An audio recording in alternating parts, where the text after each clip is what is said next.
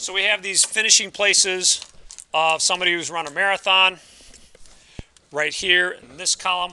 We've put them in our Google Sheets to try and help describe what's typical or what's average about the performance of this marathon runner. So let's go over to our Google Sheets. This is the sum. Now the notation for sum looks like this. If we call this column of numbers x, then this would be the sum of x. So that's a Greek letter sigma. There's one or two more Greek letters that you're going to get familiar with throughout this course. It's a capital letter S is essentially what that is. What we would like is the average here, or the mean, the arithmetic mean. And you can see that on your handout, I've got some notation here. It's the sum of the x's, basically the sum of your data, add all up the values, and divide by n. Now in this case, n is 11. So 77 divided by 11 would be 7. Works out pretty even.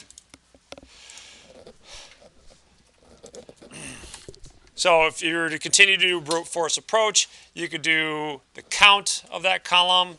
So equals count of column A, etc. I'm just showing you this demands. And now we can do the average would be the 77 divided by 11. In fact, you can get Google Sheets to do that too. You can click equals, always got to click that equals, this column, and then hit the slash divided by this column. And that'll give you your mean. So let's keep track of a few things for this data set. Let's look at the mean, and that's the arithmetic mean. Will be one of the things we'll keep track of. But the nice thing about doing this on an Excel spreadsheet or a Google spreadsheet is that you don't have to do these calculations by hand. You can just get them off of Excel itself. So type in equals and then average, and then let's drag up here. You got the average of 7. Now let me ask you a question here. Does 7 really seem to summarize this data? I mean, if you talked about how this person does on average, does 7 feel like the right number? Not really, because it's much higher than his typical place or her typical place. So 7 just doesn't feel right. So there's other things that we can do to try and calculate something that's typical. One thing that you can look at is the mode, which is the most frequent, occurs most often. So let's type in mode here. And I'll be honest, I'm not sure if it has a mode calculation. I think it does. Mode, yeah, there we go. Mode of this data. And the mode is 2. All right, no surprise there. That's what kind of feels right. But there's really other different types of means. Chuck? Did you get that? I'm still trying to get in. Oh, sorry about that. There's other different types of means that you can calculate. Now, the arithmetic mean is a fine average. We're going to use it a lot.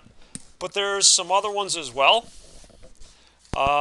There's the harmonic mean that you can work with. So the harmonic mean is kind of a little bit funny. You're going to take the reciprocal of all of your data, add up the reciprocals, and then divide that total into n. So it's kind of a strange calculation. And I've done that here. You can kind of follow along here. If you take the reciprocal of 4, you get 1/4. Reciprocal of 3, you get 1/3, etc. You add all those up, and you get 5.601. You want to divide that total into 11, because 11 is your n. And you should get this, about 1.964. Now, we're not going to do that by hand. The advantage of doing this on a spreadsheet is that it can handle this itself. So let's put down harmonic and go over here. Harmonic. There we go. Har mean. In fact, it's completing this for me. So har mean. And again, of column A. So harmonic mean. And oh, did I grab? Yeah, there we go. I missed that, so let's just make that a 1. Cool, and now that agrees with what we have on the sheet. So, nice. So that's a new kind of mean for us. It's something that I'm sure that most of us haven't seen before, is this harmonic mean. Does the harmonic mean seem like a little bit better representation of our data? Yeah. The problem with the arithmetic average is that it's really sensitive to extreme values. You can see it in this data set, right? That 56 is just an outlier. That day the guy literally was called hit the wall. When you're running or exercising for a long time, your body runs out of glycogen and you just stop. You just come to a grinding halt. It's really, really tough. So at that point, did really bad, and then you got a really, really poor finish. So that really, really high value kind of skews the mean. There's some other means that we can use as well. Another one's called the geometric mean.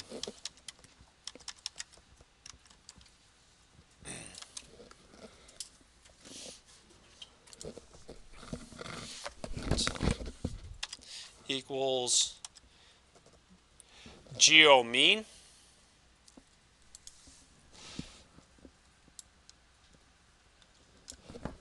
And click and drag up here. Let's see what we get from the geometric mean. Geometric mean is mostly used in financial kind of calculations when you're dealing with compound interest. And I'll show you a quick example of that. But you can see that the geometric mean, let's see, I typed it over the harmonic mean, didn't I? Yeah, let me copy that here. Let's go back here and put in harmonic mean.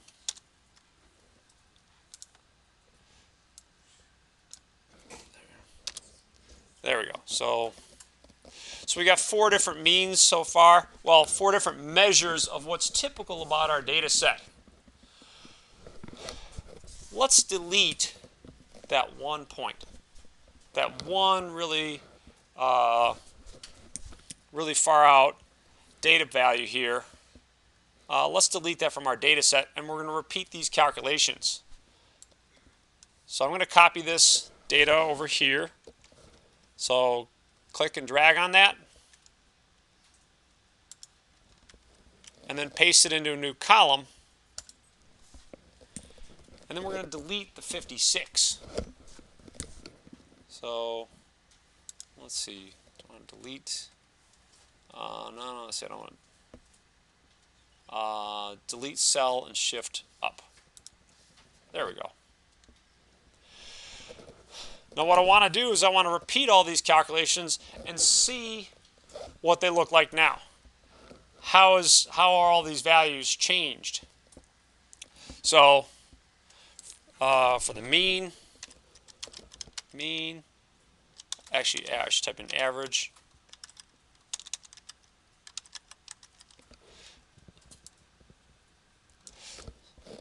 So again, this is the arithmetic average.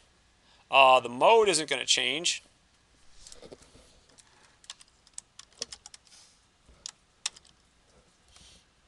So the mode should still be 2. Good there. And then harmonic mean.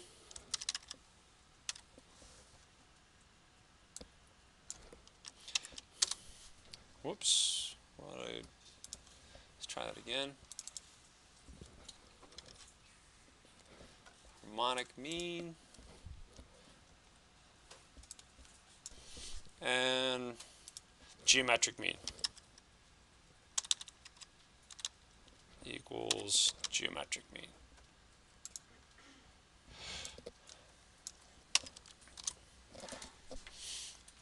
All right. C1. Yeah, it looks like I am missing a number here. C10 should be 2. There we go. Thank you. This one. Gotta make that C10. For which one? The mean is average. Type in average to get the mean. All right, so the harmonic mean doesn't change a whole lot. The geometric mean changed a fair amount, and certainly the arithmetic mean changed a lot. The arithmetic mean reflects much more of what we think is typical about this data set. So the takeaways here are that the excuse me. Goodness. Let's see. No, I don't want to go over there. Let's see. Go over here. So the takeaways here are that the advantage of the arithmetic mean is that it uses all the values, but the disadvantage is that it's sensitive to outliers. If you have an extreme value in your data set, it's really going to affect the arithmetic mean. The mode, it's not sensitive to any outliers, but it doesn't really reflect all the data. It just tells you what's most frequent. The harmonic mean is great when there's extreme values. It's not as sensitive to those extreme values as is the arithmetic mean. It's just not as widely used or known. Most people aren't going to be familiar with it. The geometric mean is good for compound interest. I'll show you a really quick example of that and talk about how it's calculated. Root mean square. Probably not going to deal with this one, although I think you can do it here. But basically what you would do with the root mean square is you would square all your data and then calculate the average of the squares and then take the square root of it. So it's a lot of work. Somebody could look this up, but if you're pumping your gas next time, look on the label. It'll talk about the octane rating, and it might be something that it's calculated with the RMS method. I can't help but think it's got to be root mean square. So check that out next time you're at the gas station, see if that's right. So we're not going to use this one. You would typically use it for calculating power in an electrical circuit, those kind of calculations. That's where you're going to see it. But let me show you real quick something about the geometric mean. I was recently invited to a little seminar. They wanted me to invest money from my retirement with this one company. And they started talking about these two mutual funds. They said, you know, this one has this returns, this one has this returns. On average, they're both the same. Which one do you want to pick? Well, you have to be careful about looking at the average when you're talking about investments. Suppose you're going to invest $1,000, and you're looking back at the last 3 years of this mutual fund or stock, and the first year it's up 50%, but the next year it's down 50%. Bummer. The third year you're up 20%. Okay. Quite honestly, a mutual fund company could say, hey, look, on average, we've gotten about a 6.67% return over the last 3 years. And they're right. There's nothing wrong with that calculation. If you add these up, they cancel out. So you get about a 6.67% return, right? Well, if you actually look at what happens to your money, the story is a little bit different. If you're up 50% 1 year, so you're going to take your money and multiply it by 1.5. So yeah, 50% of 1,000, you're going to add an extra $500. Great, you got $1,500. But the next year you're down 50%. 50% of 1,500 is 750. So now you're down to 750. Bummer. Okay. If the next year you're up 20%, then how much money do you have? Well, 900 bucks. It means you're down 10%, right? That sounds a lot different than, hey, on average we were up 6.7%. What you need to do is you need to use the geometric mean. Geometric mean is the product of your numbers. And if you have 3 terms in your product, then you would take the cube root. If you have 4 terms, then you take the 4th root, etc. And if you do that calculation, what you'll see is that you get this is a decimal. And when you subtract off 100%, you find that you're losing about 3.5% per year. So if you multiply this out by itself 3 times, that'll give you your 1,000 bucks. All right. So we're not going to use geometric mean. At least you've been exposed to it in this class. But it is something that's more appropriate for financial data. It does show you, though, that you want to be careful in how you express what's typical about a data set. All right.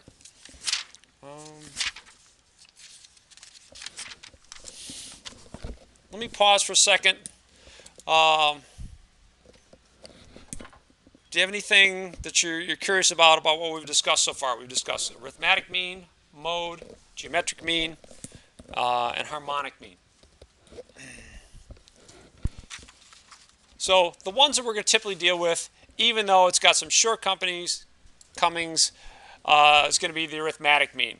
Also going to, look at the mode from time to time.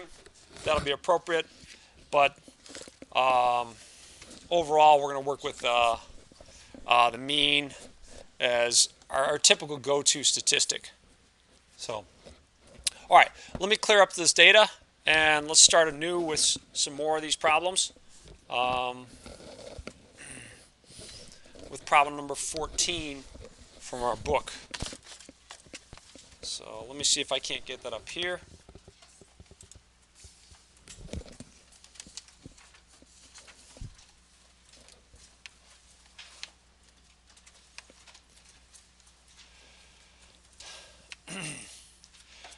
So listed below are the amounts of mercury in parts per million found in tuna fish sushi sampled at different stores in New York City.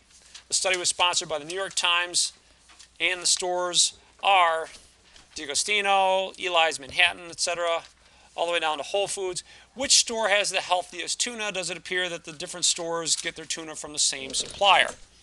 Well, I'll just copy down these data into a spreadsheet here, and let's look at them. So let's see if I can't clear all these up.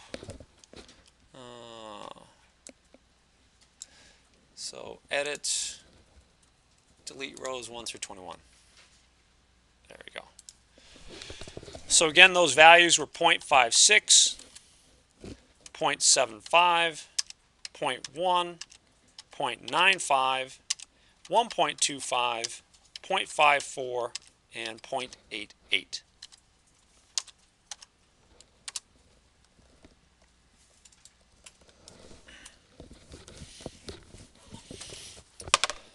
Okay. One thing that might help us in looking at this data would be to sort it. So if you click on the top of your column, then we can sort our data from lowest to highest. And sorting it, I think, helps out because we can see that there's quite a range here, isn't there? I mean, given the choice, where are you going to shop? Yeah. I think the choice should be pretty clear. Let's calculate the average. So let's calculate the average of that column. About 0.71. So you can see a couple of the stores are considerably below the average, and then there are a couple that are way above.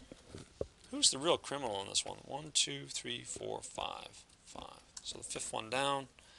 1, 2, 3, 4, Gourmet Garage. Shame, shame, shame.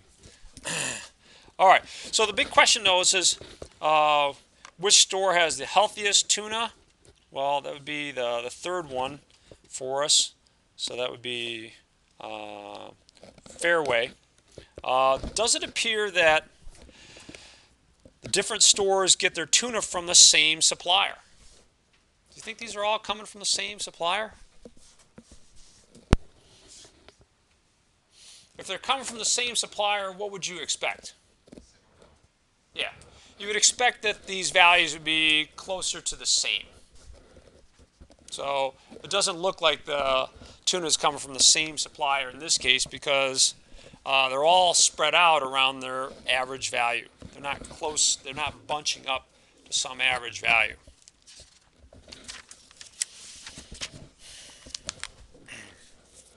You got in?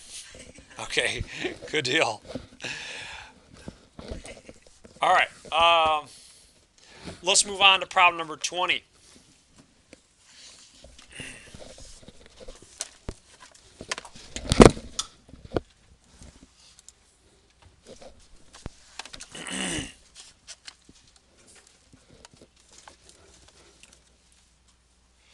Biologists conducted experiments to determine whether a deficiency of carbon dioxide in the soil affects the phenotypes of peas. Listed below are phenotype codes where 1 equals smooth yellow, 2 equals smooth green, 3 equals wrinkled yellow, and 4 equals wrinkled green. Can the measures of center be obtained for these values? Do the results make sense? So can we calculate an arithmetic, harmonic, and geometric mean and mode for this stuff? You can calculate it, but what would it mean? You have an average of wrinkled peas and unwrinkled peas, average of yellow and green? It doesn't make sense. What type of data is this? We went over this the other day.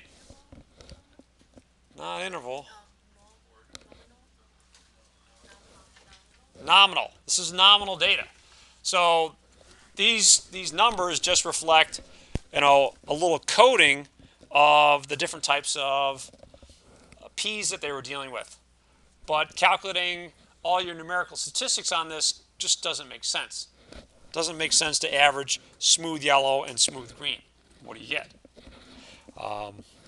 Smooth yellow green? No, it doesn't work that way. Okay.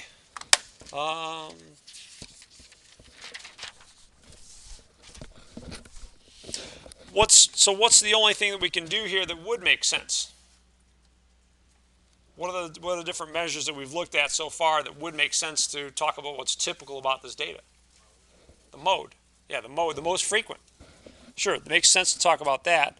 But beyond that, not so sure. Okay. Let's move over to problem number 24 then.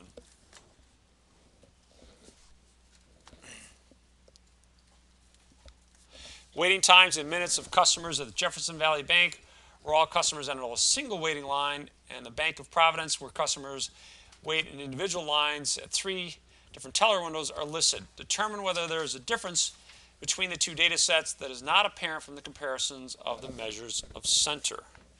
So, all right, these are already in order. Let me just share with you kind of the results of some calculations. Let's see. The first one, Jefferson Valley, has an average wait time of 7.15 minutes. And then Providence has an average wait time of 7.2 minutes. So on average, they're about the same, aren't they? But is there anything else that you could consider when you're thinking about, well, which bank do I want to go? I mean, you're talking about 0.05 minutes on average, that's 3 seconds. But there is probably one other aspect of this data that you might want to look at that would influence you. What's that? Most frequent? Okay. What information would we get from the most frequent then?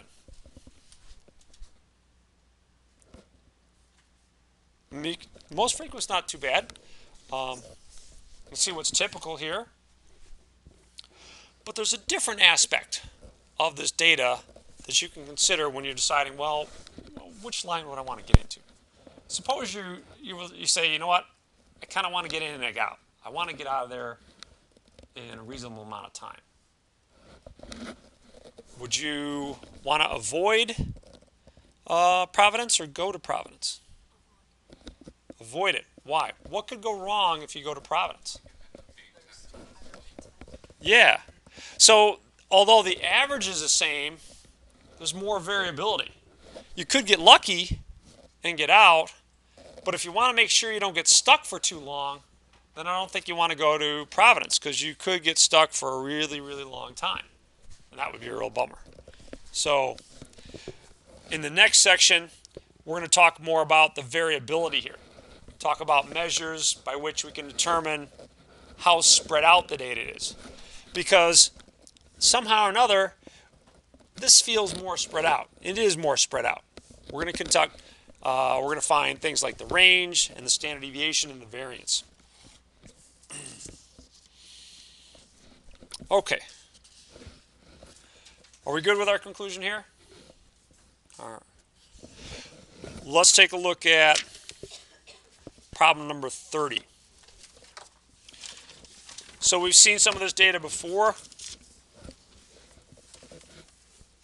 There we go.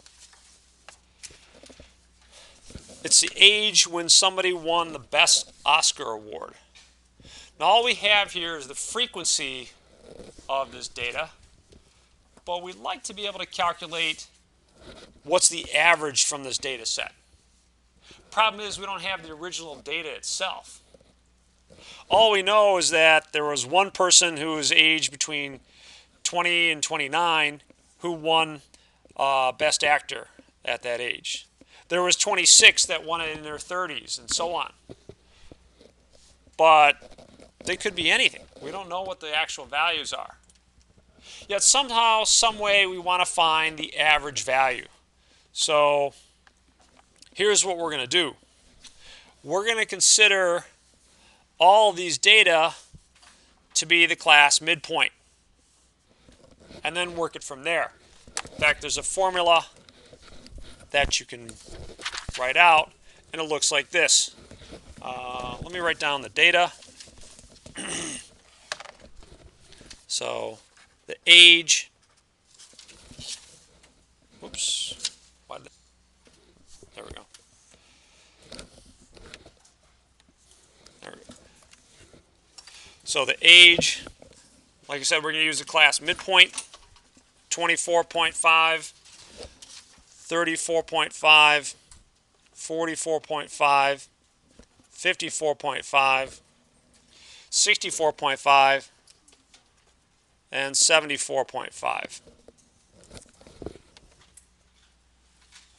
So this is going to be our X. And in the next column, we're going to have the frequencies. So they were 1, 26, 36, 13, 6, and 1. Now our assumption really is that everybody was aged 34 and a half here. So you've got 26 people that have that age. If I want to find the mean, I need to sum up all that data. So what I'm going to do is I'm going to create this column X times F, and then sum that up. So this will be the sum of X times F. And then my N, the number of values of the data set, is going to be the sum of the C's, which is going to be the sum of this column. I'm going to get lazy here. Not really lazy. Let's call it economy of movement. Let's do it on a Google spreadsheet. So let's go out to our spreadsheets, clear out this data, and do it there. So edit, delete rows 1 through 10. So I'm going to put in some data. 24.5 is the first one. And then equals this one plus 10. And now I'll copy that all the way down like that. You can just type them in if you don't want to follow along with that little trick. And 34.5, 44.5, all the way down to 74.5. In the next column, I want to know, or I need to put in the frequencies. So there was 1 here, 26 here, 36 here, 13, 6, and 1.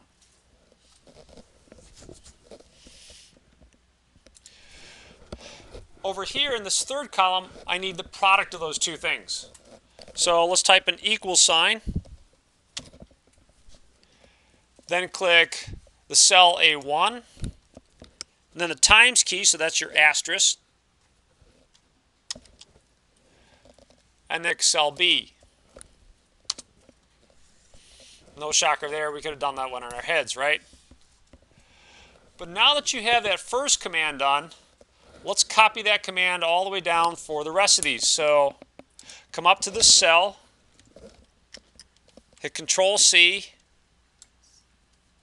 and then copy and paste all the way down. So now we've got the product of those two columns, which is good.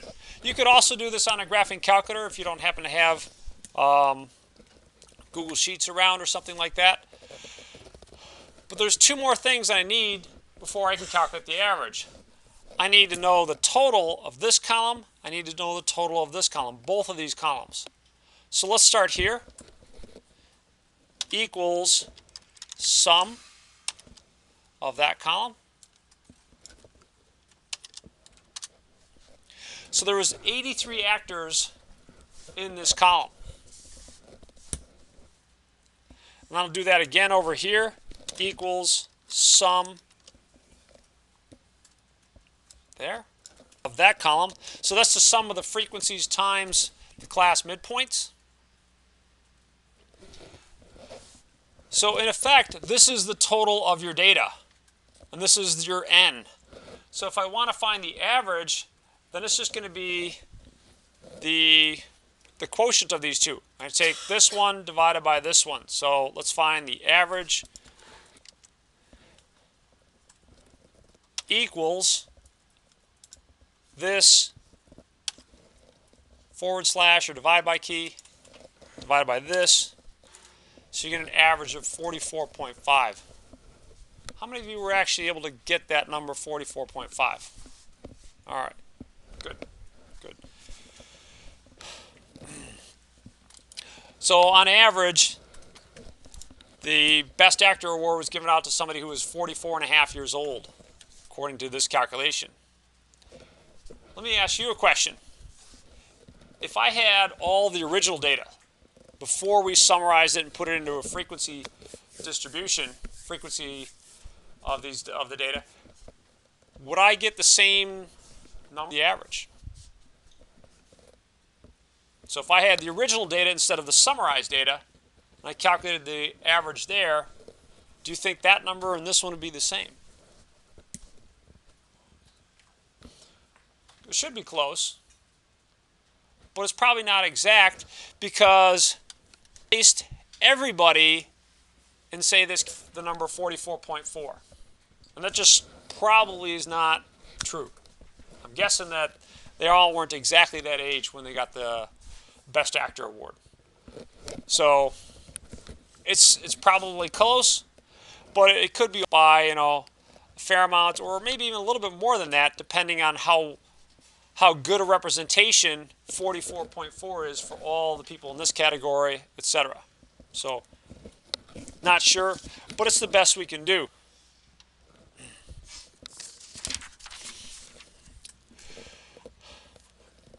Okay.